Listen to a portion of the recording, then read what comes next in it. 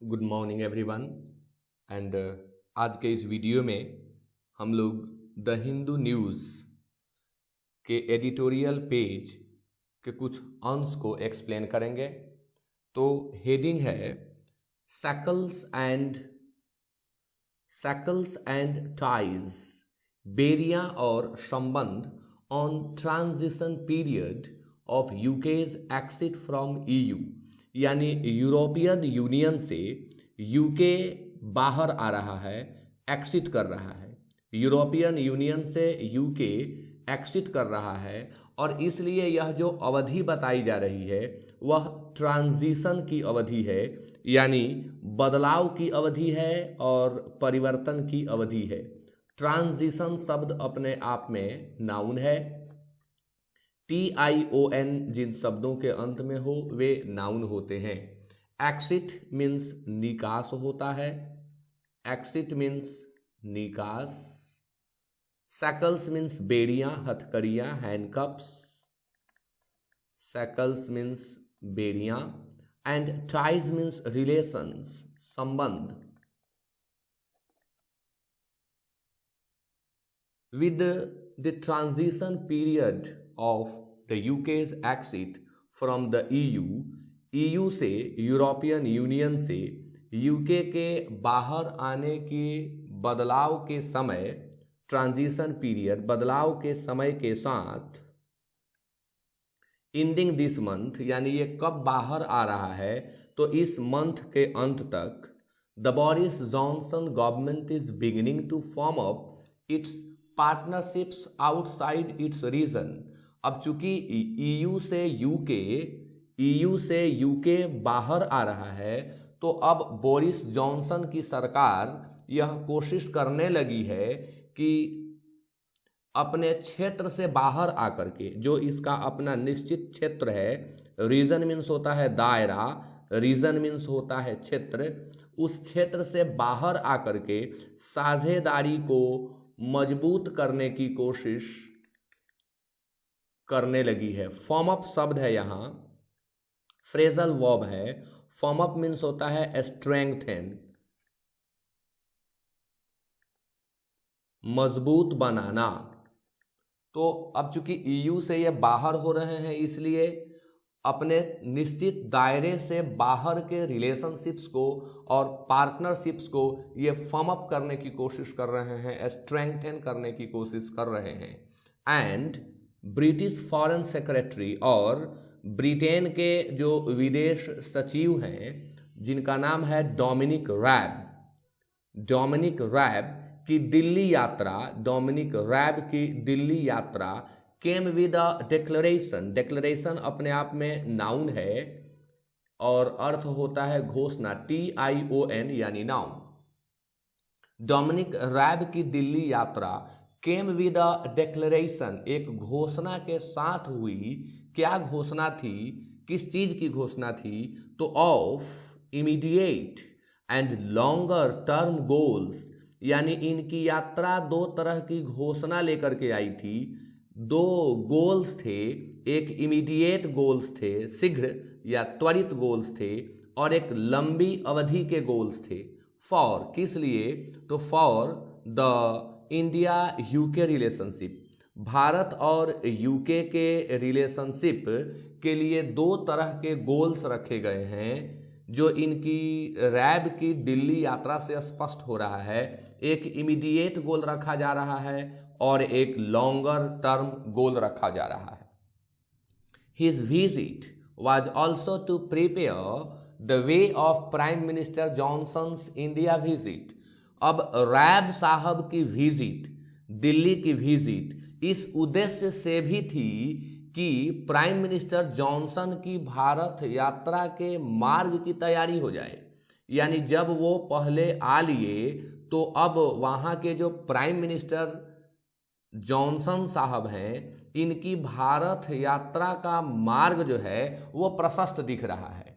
As the chief guest at Republic Day, कब आ रहे हैं ये प्राइम मिनिस्टर जॉनसन साहब कब आ रहे हैं? तो रिपब्लिक डे पर। अब यहाँ देखिए द हिंदू ने एट का यूज़ किया, लेकिन मेरे समझ से यहाँ ऑन का यूज होना चाहिए। रिपब्लिक डे, इंडिपेंडेंस डे, ये खास डेट को होते हैं, पर्टिकुलर डेट को होते हैं, और पर्टिकुलर डेट के पहले प्रेपोजिशन ऑन लगना चाहिए।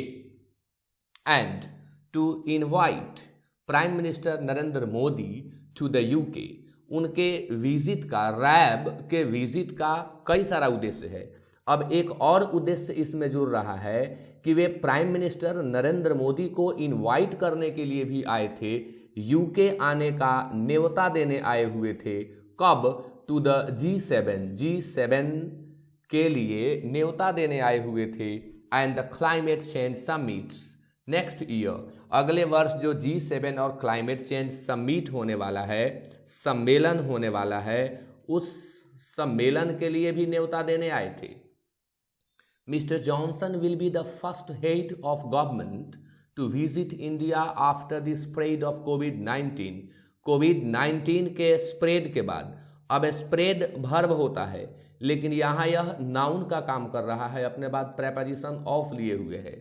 तो कोविड-19 के प्रसार के बाद, फैलाव के बाद, भारत की यात्रा करने वाले कोई अगर किसी सरकार के हेड कोई होंगे तो वो जॉनसन होंगे। पहली बार भारत की यात्रा कोविड-19 के फैलाव के बाद हेड के रूप में करने आ रहे हैं। This will also be his first bilateral visit. अब यहाँ बायलैटरल शब्द है, इसी से मिलता जुलता शब्द होता है यूनिलैटरल।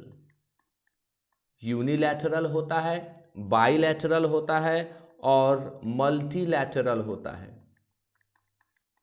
मल्टीलैटरल, ये तीन शब्द एक दूसरे से मिलते जुलते हैं।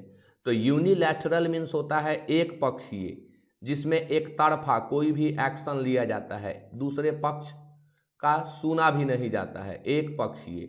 बाइलैटरल मीन्स होता है, बाइलैटरल मीन्स होता है द्विपक्षीय। बाइलैटरल मीन्स दोनों पक्षों का, द्विपक्षीय। बाइलैटरल मीन्स द्विपक्षीय और मल्टीलैटरल मीन्स बहुपक्षीय। मल्टीलैटरल बहुपक्षीय। तो mister Johnson will be the first head of government to visit India after the spread of कोविड-19।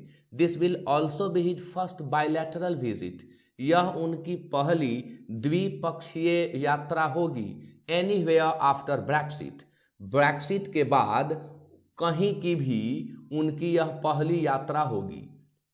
इस यात्रा का उद्देश्य क्या होगा? तो signalling the importance India and the UK give to this chapter in ties.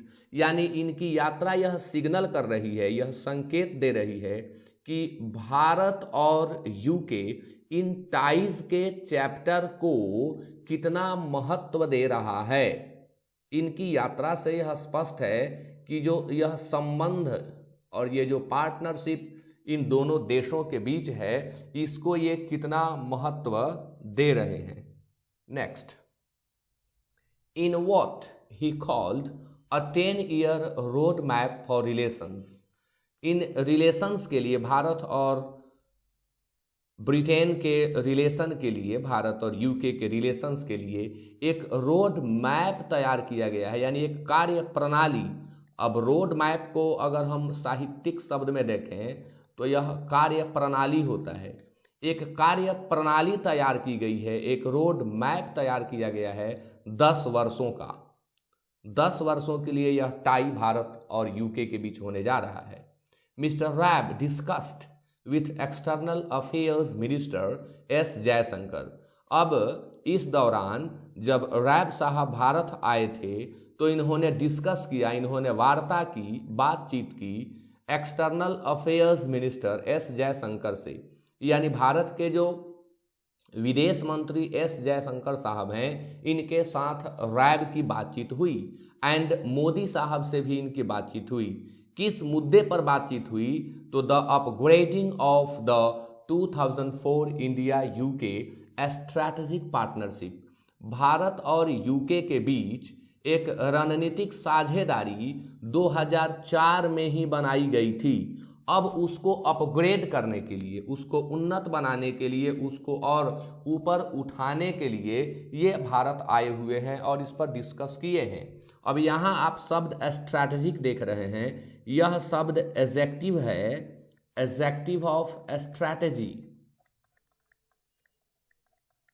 Adjective of strategy. जिन शब्दों के अंत में आई सी हो वे एडजेक्टिव होते हैं। तो स्ट्रैटेजी मीन्स होता है रणनीति और स्ट्रैटेजिक मीन्स होगा रणनीतिक। तो India UK strategic partnership to a comprehensive strategic partnership, यानी पहले ये जो पार्टनरशिप थी उसके लेवल को अब ये व्यापक रूप देना चाहते हैं, कॉम्प्रिहेंसिव रूप देना चाहते हैं। कॉम्प्रिहेंसिव मीन्स होता है व्यापक, यानी बहुत बड़ा। पहले जो रूप था इस रिलेशन का, इस पार्टनरशिप का, वो संकीर्ण था, छोटा था। अब इस स्ट्रैटेजिक पार्टनरशिप को ये व्यापक बनाना चाहते हैं, यानी बहुत बड़ा रूप देना चाहते हैं। Which will envision closer military ties. अब जो ये रूप व्यापक किया जाएगा, इस व्यापक रूप में क्या होगा? अब यहाँ शब्द आप जानते होंगे विजन। विजन मीन्स होता है स्वप्न, लेकिन किसी शब्द के पहले en जब दिखाई पड़े तो वो वर्ब बन जाता है। en विजन, नाउन के पहले en जोड़ देने से ये विजन अपने आप में नाउन है और इसके पहले en जोड़ देने से वर्ब बन गया। जैसे डेंजर शब्द के पहले en जोड़ देंगे तो इन डेंजर हो जाएगा, यानी जब नाउन के पहले en जोड़ते हैं तो वो वर्ब बन जाता है। तो विच विल इनविजन, अब इनविजन मीन्स क्या होता है? तो जो भविष्य में होने वाली चीज है उसकी परिकल्पना करना। इनविजन मीन्स परिकल्पना करना, भविष्य में होने वाली चीज को मन में बना लेना, दृष्टि में लाना, इनविजन कहलाता है। तो अब जो अपग्रेडेड टाइज होंगे भारत और यूके के बीच, इस पार्टनरशिप के दौरान क्या क्या चीजें होंगी? तो which will envision closer military ties, यानी जो सैन्य संबंध हैं इन दोनों देशों के, उन्हें और नजदीक लाया जाएगा। कोऑपरेशन इन Indo Pacific strategies, Indo Pacific की जो रणनीतियां हैं उनमें भी ये देश एक दूसरे का सहयोग करेंगे। कोऑपरेशन आपसी सहयोग। काउंटर टेररिज्म, ये दोनों देश मिल करके टेररिज्म आतंकवाद को काउंटर करेंगे, का विरोध करेंगे। एंड फाइटिंग क्लाइमेट चेंज, ये दोनों देश साथ मिल करके क्लाइमेट चेंज से फाइट करेंगे, जूझेंगे। Now out of the EU Britain is on a mission. अब चूंकि ब्रिटेन जो है EU से बाहर आ रहा है, बाहर आ गया है, Britain is on a mission. अब ब्रिटेन एक उद्देश्य में है, एक लक्ष्य लेकर के काम कर रहा है, एक अभियान पर काम कर रहा है। क्या इसका मिशन है? To secure free trade partners. अब यह सुनिश्चित करना चाहता है, 2+V1 इन्फिनिटिव, यह सुनिश्चित करना चाहता है फ्री ट्रेड पार्टनर्स को। And after wrapping up nearly 20 trade deals, और लगभग, नियरली मीन्स लगभग, इसके बदले हम अबाउट, इसके बदले हम अप्रॉक्स का प्रयोग भी करते हैं। लगभग 20 व्यावसायिक डील्स को यह पूरा कर चुका है। रैप अप मीन्स होता है कंप्लीट करना, यानी पूरा करना। ऐसे केवल रैप मीन्स होता है टू कवर, लपेटना। केवल रैप होगा तो टू कवर, लपेटना या ढकना, जैसे गिफ्ट वगैरह को रैप करते हैं। लेकिन रैप अप मीन्स हो जाता है कंप्लीट कर लेना। तो अब ये यूके जो है, इसका मिशन जो है, इसमें 20 ट्रेड डील वो कंप्लीट कर चुका है, including most recently with the US।